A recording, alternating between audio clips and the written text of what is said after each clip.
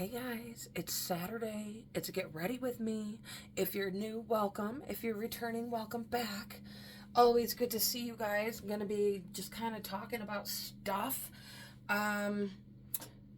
I'm going to touch a little bit more on the supposed attention seeking behaviors of people with borderline personality disorder.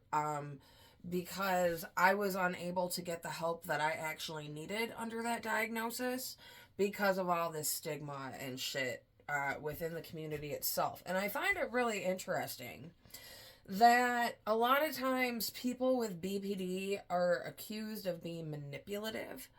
And I didn't write anything down for that. I think that's really unfair. And then they'll turn around and say, oh, that's a stigma. But they freaking do it. How did it get there? And before I get into the topic too, guys, if you're new, I'm not a professional. I'm just a 20-year veteran of the mental health industrial complex. And I got a few things to say about my time. Oh, girl. We got to talk about RFKjr. I'm going to do a video on that. He's talking about wellness camps I've seen for mental health in some sources, but like on Fox, I think, he was talking about addicts. Now, if you've watched my channel at all for a while, you know how I feel about sobriety culture. I've been through it. I don't agree with it. I think it's done the wrong way. In some ways, yes, I stayed sober for 7 years, and I started drinking alcohol again, just on occasion, because I'm in a different place now, and there's a lot of things I don't agree with, and I certainly do not agree with wellness camps for people with addictions. They want to force them to go to work for free, slavery. And I honestly think it's just a place to stick homeless people. This is concentration camp level. And it scares me. I mean, call me a conspiracy theorist or whatever. As a person with mental illness, it scares me. Okay. Okay, but with that being said, we'll do a little deep dive on that. I don't know about that RFKjr. Okay, I don't know about any of those guys. I know I voted for them. Okay, so let's talk about attention-seeking behaviors that they claim people with BPD display.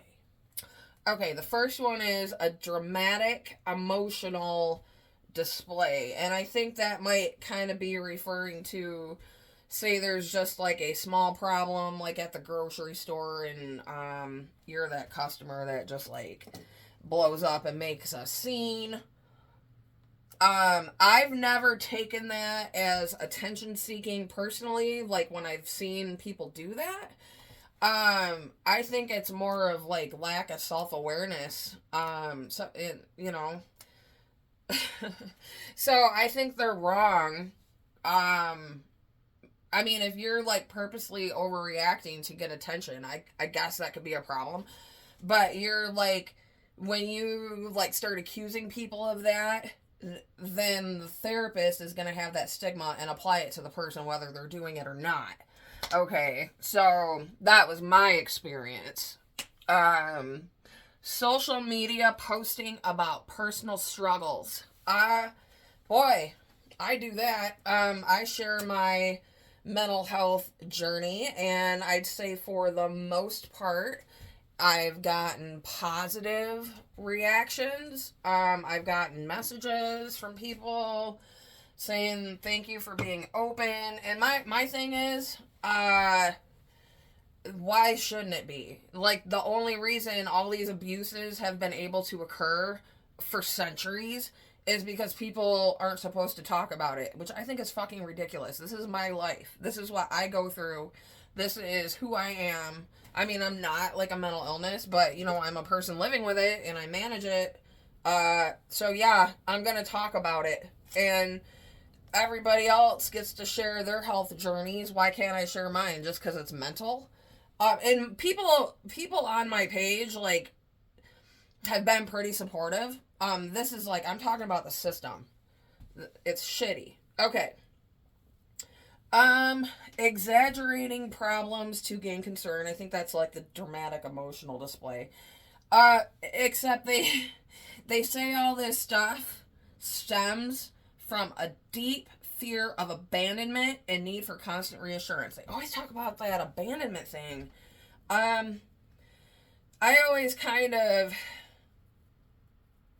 I don't think I have abandonment issues that are unhealthy. I think everybody has them. Nobody likes to be abandoned.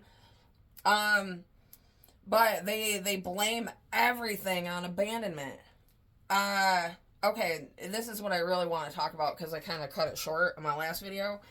Self-harm.